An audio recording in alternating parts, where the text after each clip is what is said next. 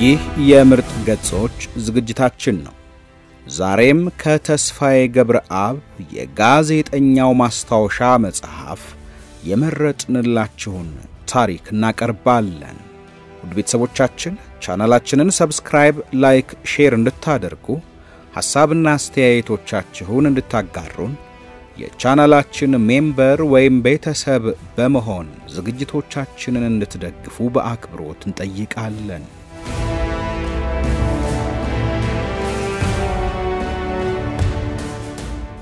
የዘመናችን አንበሶች።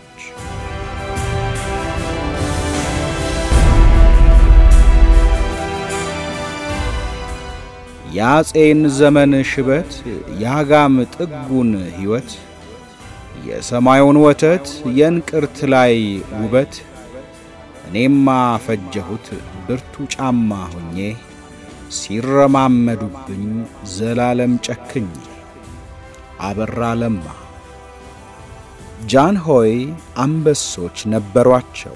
አቅማቸው በብረት ግርግም ውስጥ የታገደ እስረኛ አንበሶች። እነሆ መለስ ዜናዊም ታዲያ የራሱ ዘመናዊ አንበሶች አሉት። ይህን ያስተዋልኩት ከዕለታት አንድ ቀን ተሲያት ፕሬዝዳንት ነጋሶ ጊዳዳን በቤተ መንግሥት አግኝቼ ቃለ መጠይቅ ባደረኩበት ወቅት ነው። በርግጥ ጥቂት የማይባሉ የመለስ ዜናዊ አንበሶች የብረት አጥራቸውን ሰብረው ወደ ነፃው ጫካ አምልጠዋል። አልማዝ መኮ፣ ሐሰን አሊ፣ ተሾመ አስራትና እኔ ከሚጠቀሱት ጥቂቶቹ ነን። የመለስ አንበሶች ከጃንሆይ አንበሶች የሚለዩት ወደ ብረት ግርግሙ ገብቶ የሚታሰሩት በፈቃዳቸው መሆኑ ነው። ዳር 1991 ለቃለ ምልልሱ በተያዘልኝ የቀጠሮ ሰዓት ከፕሬዝዳንቱ ቢሮ ተገኘው። እናም 3 ሰዓት ያህል አብሬያቸው ቆየው።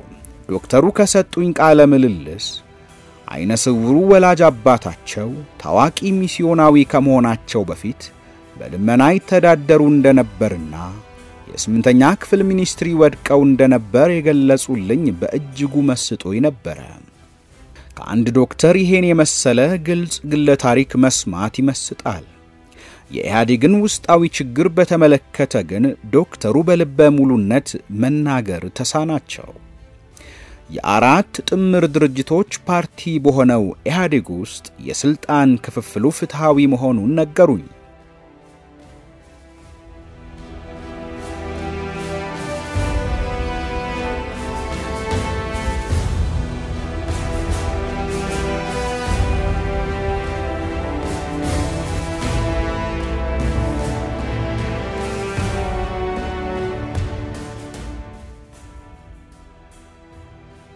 ቃለ ምልልሱን በማካሄድ ላይ ሳለው የብቸኛ አንበሳ የጩኸት ድምጽ በተደጋጋሚ ሰማ ስለነበረ ስራዬን እንዳበቃው ስለ አንበሳው አነሳሁላቸው።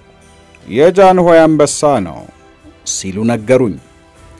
እስካሁን አልሞተም የጃንሆይ አንበሳ? የልጅ ልጅ ሳይሆን አይቀርም። ምን ሆኖ ነው ታዲያ የሚጮኸው? ዘግየታሉና ምላሽ ሰጡኝ። እናቱ በቅርቡ ስለሞተችበት ነው አሉኝ። ፕሬዝዳንት ነጋሶ ከተቀመጡበት በመነሳት መጋረጃውን በመግለጥ የለቅሶ ቃና ባለው ድምጽ የሚያላዝነውን አንበሳ ሊያሳዩኝ ሞከሩ። ከመስኮቱ ባሻገር ያሉት የዛፍ ቅርንጫፎች ስለከለከሉኝ ማየት አልቻልኩም። መጋረጃውን እንደነበረ መልሰውት ወደ ወንበራቸው ተመለሱ። ሌሊትም እንዲችው እንዳለቀሰ ነው ከእናቱ ሞት ወዲህ።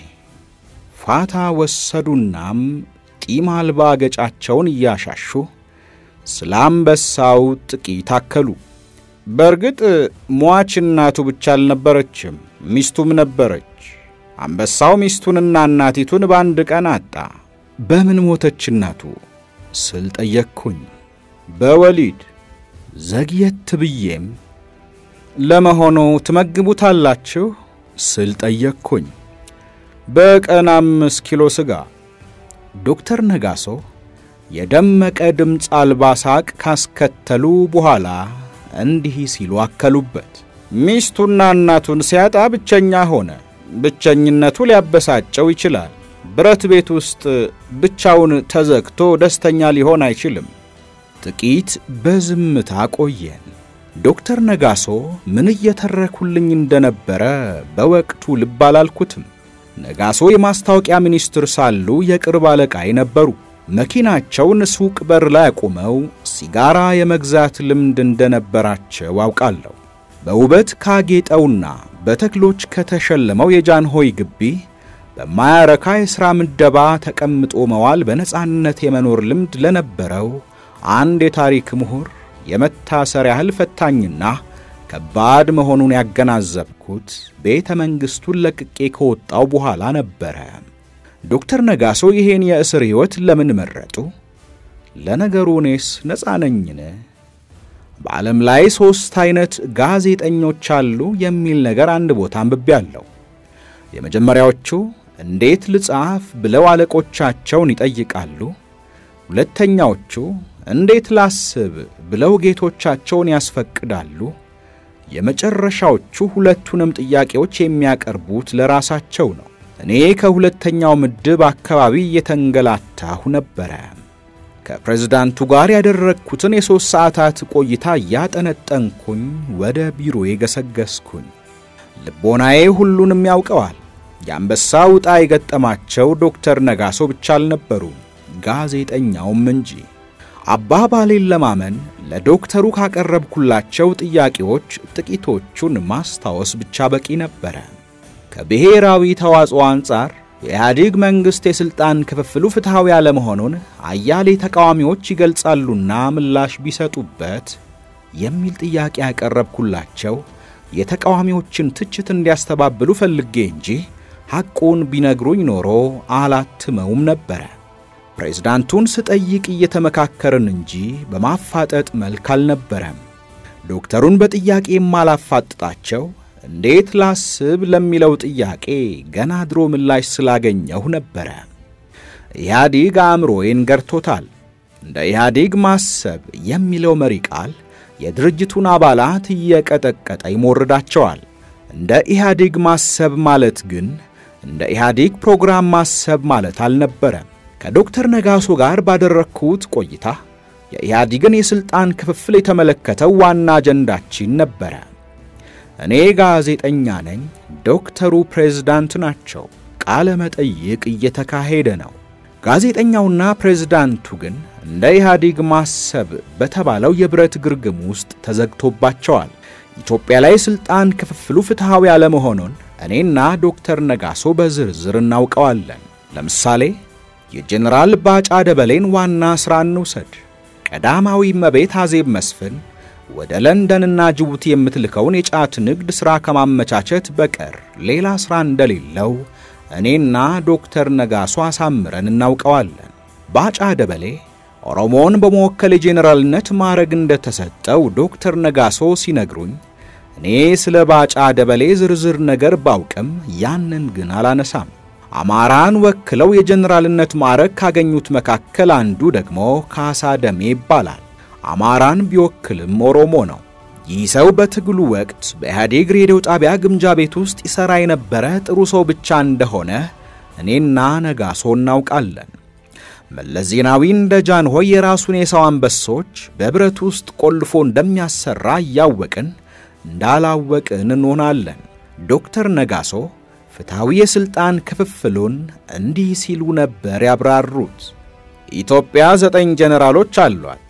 3ቱ ከትግራይ፣ 3ቱ ከአማራ፣ 3ቱ ከኦሮሞ ናቸው። በሌሎችም የመንግሥት የሥልጣን ዘርፎች የሥልጣን ክፍፍሉ በተመሳሳይ ሚዛናዊና ፍትሐዊ ነው አሉኝ። እኔም ይሄንን እፎይታ መጽሔት ላይ አተምኩት። ሐቁ እንዲህ ያለ መሆኑን ጋዜጠኛውና ፕሬዝዳንቱ በልባቸው ያውቁታል። ሕዝቡ ደግሞ ከሁለቱም በላይ ያውቅ ነበረ። ዶክተር ነጋሶ በዚያ የጃንሆይ ግቢ እንደ አንበሳው እስረኛ ስለመሆናቸው ብዙ ጊዜ አስብ ነበረ። የራሴን እስረኝነት ግን አከራካሪ እንደሆነ በማሰብ ላለማመን እጣጣራለሁ።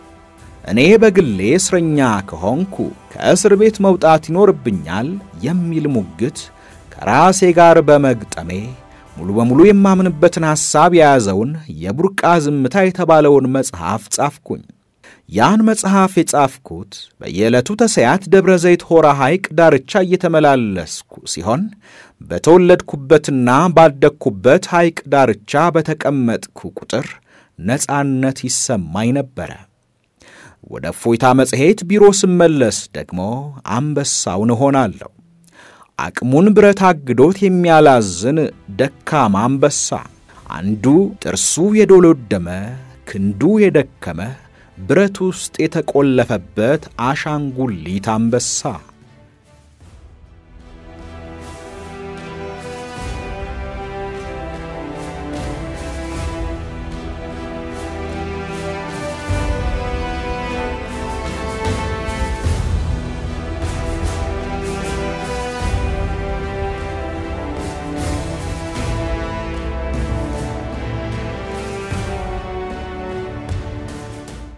ጋዜጠኝነት በፍቅር የሚታበድለት አስደሳች ሙያ መሆኑ አያጠያይቅም። ከሙያው ስነ ምግባር ያፈነገጠ ሥራ ይሠራ ዘንድ ከሚታዘዝ ጋዜጠኛ ግን አንደኛውን ሥራ አጥነት ይሻላል።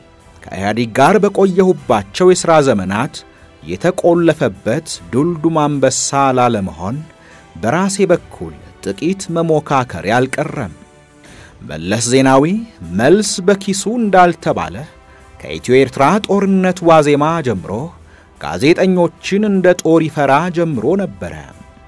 ለመለስ የሚቀርቡ ጥያቄዎች በፕሮፓጋንዳው መሐንዲሶች ይነደፉና በታይፕ ተጽፈው እንደ ቆሎ ተቆጥረው ይሰጡናል። ተጽፎ ከሚሰጠን ጥያቄ ውጪ መጠየቅ የማይቻል ሲሆን አረፍተ ነገሮችንም ማዛባት እንደሌለብን ያስጠነቅቁን ነበረ። በጦርነቱ ዋዜማ መለስን ቃለ መጠይቅ እንዳደርግ ታዝዤ የነበረ ሲሆን እውነት ለመናገር ግን በቃለ መጠይቁ ወቅት ተላላኪ ነበር የሆንኩት። ጥያቄዎቹን ዓለምሰገድ ሰጠኝ። ወደ መለስ ቢሮ ሄድኩኝ። እያነበብኩ ጠየቅኩት። ጠቅላይ ሚኒስትሩ መልስ ሰጠ። ያንን ወስጄ እፎይታ መጽሔት ላይ አተምኩት። በ10 ዓመቱ የጋዜጠኝነት ዘመኔ እንደዚያን ቀን ተሰላችቼና ስራዬን ጠልቼ አላውቅም።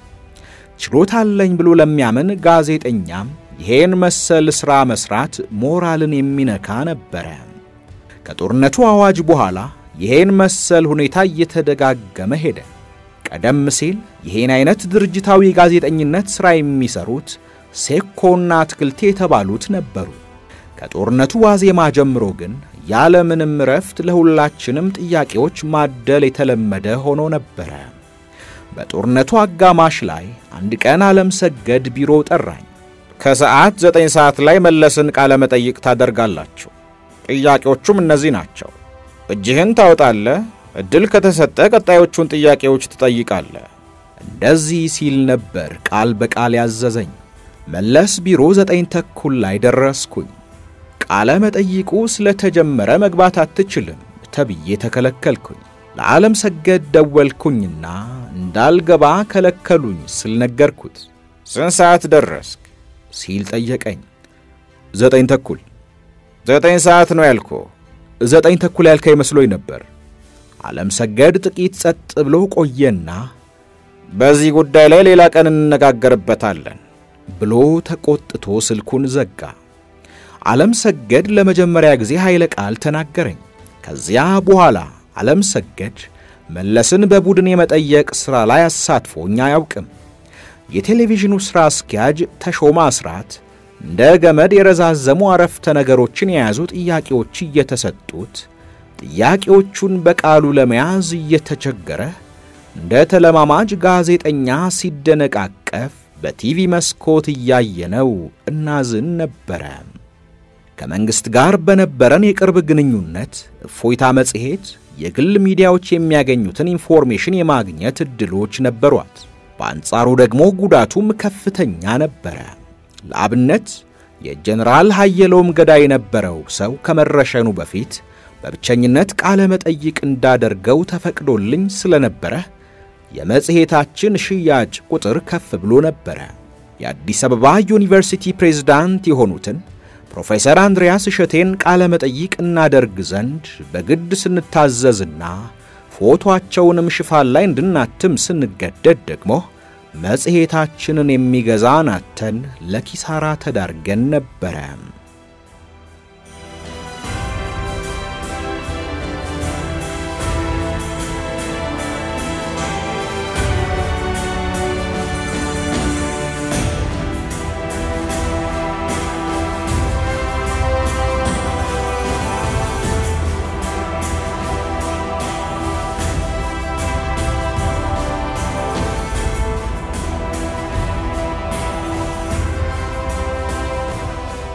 የኢትዮ ኤርትራ ጦርነት ይካሄድ በነበረበት ወቅት አንድ ቀን ዓለምሰገድ የኢህአዴግ ፕሮፓጋንዳ ክፍል ባልደረቦችን ሰብስቦን ስራዎቻችንን ስንገመግም ሳለ አንድ ጥያቄን አነሳ። ህዝቡ የሻዕቢያን የአማርኛ ሬዲዮ ፕሮግራም ያዳምጣል የሚል ነበር። ሴኮ የተባለ አንበሳ ካድሬ እጁን አውጥቶ ሰፊ ማብራሪያ ሰጠ። ነጋሽና አትክልቴ የተባሉትም ተጨማሪ አከሉ። የሶስቱ ማስተያየት ተመሳሳይ ነበር። ህዝቡ የሻዕቢያን ሬዲዮ እንደማያዳምጥ ተነተኑ። እኔ አስተያየት ከመስጠት ተቆጠብኩኝ። ዓለምሰገድ ግን አልተወኝም።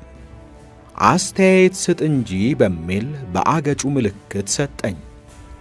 የኔ አስተያየት የተለየ ነው አልኩኝ። ቀጥል ተናገር አለ። ያለኝን መረጃ ጨምቄ ያቀረብኩኝ።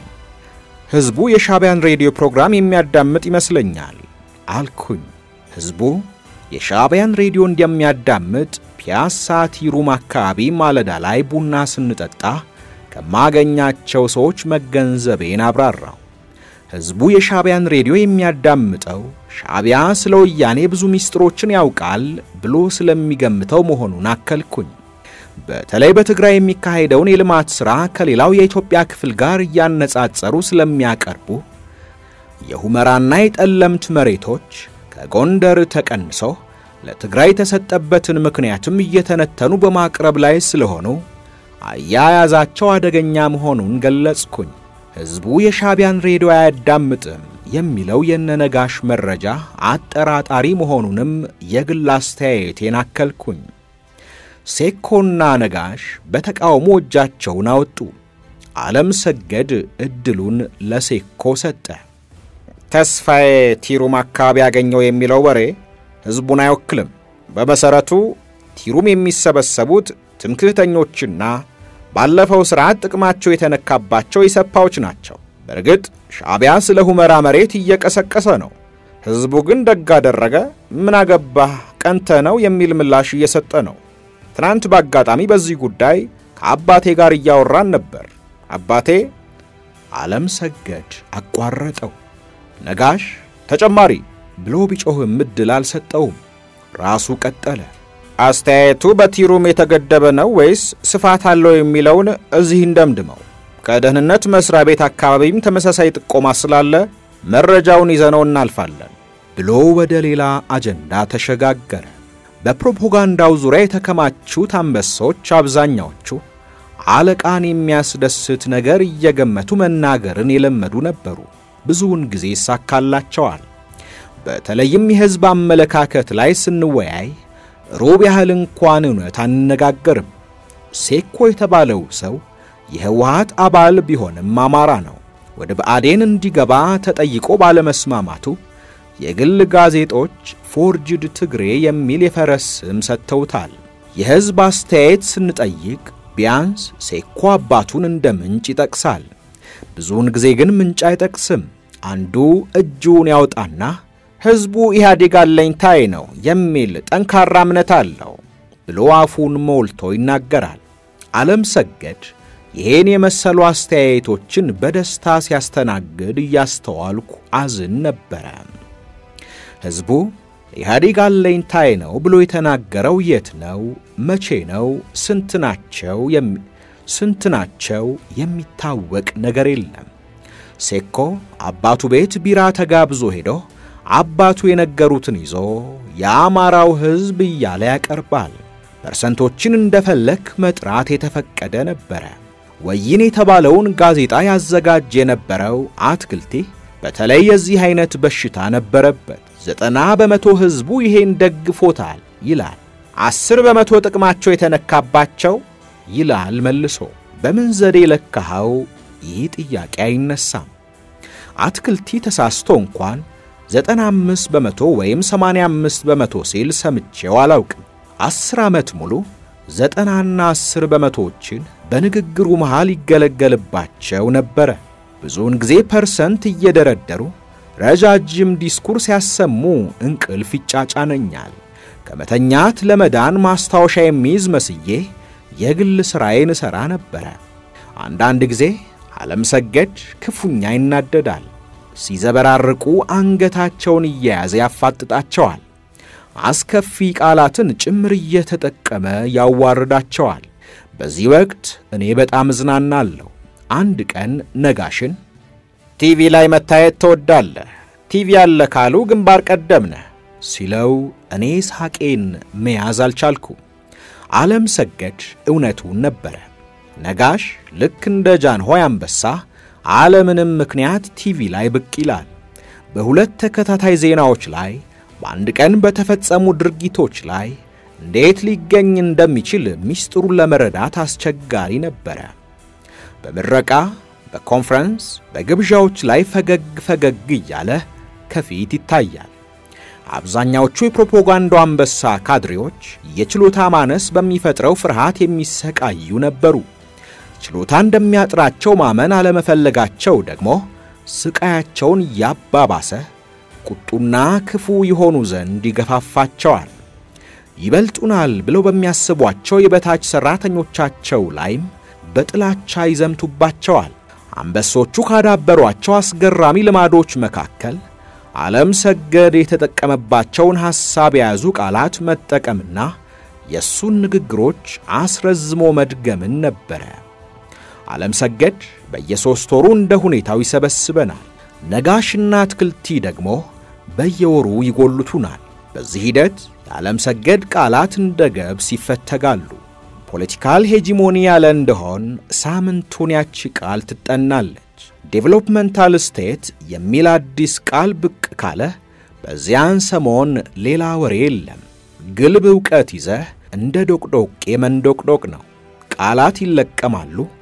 አስረዝሞ የመድገም ልማድ በተለይ ከየት የተወረሰ እንደሆነ ልደርስበት አልቻልኩም። አሳጥሮ መድገም እንጂ አስረዝሞ የመድገምን ጥቅምና ምክንያቱን ሳልገነዘበው ቀርቻለሁ። የሙልጌታ ሉሌን የአጥፍቶ መጥፋት ትረካ ከኔው ገጠመኞች ጋር ያዋሃድኩኝ አንዳንድ ጊዜ ለመሆኑ እንደ ኢትዮጵያ የልጆች መጫወቻ የሆነች ሀገር በዓለም ላይ ትኖር ይሆን እያልኩኝ አስብ ነበር። 8 የአፍሪካ ሀገሮችን ከጎበኘው በኋላ ግን አፍሪካ ሽበት በወረራቸው ልጆች መዳፍ ላይ የወደቀች አሳዛኝ አህጉር መሆኗን ልረዳ ቻልኩኝ። በርግጥ በሌሎች አፍሪካ ሀገሮች ባለስልጣናት የገዛ ሀገራቸውን የማውደም ተግባር ላይ የሚሰማሩት በጥቅም እየተደለሉ እንጂ በእውቀት ማነስ አልነበረም። የኛ ግን ባለመታደል አብዛኛዎቹ ባለስልጣኖቻችን የሁለቱም ችግሮች ሰለባ የሆኑ ናቸው።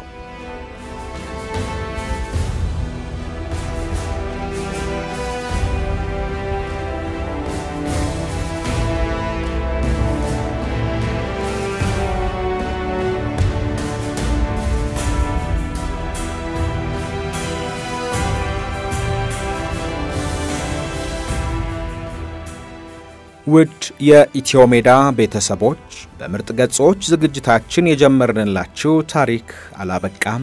ቀጣዩን ክፍል በተከታይ ፕሮግራማችን ይዘንላችሁ እንቀርባለን። ውድ ቤተሰቦቻችን ቻናላችንን ሰብስክራይብ፣ ላይክ፣ ሼር እንድታደርጉ ሐሳብ አስተያየቶቻችሁን እንድታጋሩን የቻናላችን ሜምበር ቤተሰብ በመሆን ዝግጅቶቻችንን እንድትደግፉ በአክብሮት እንጠይቃለን።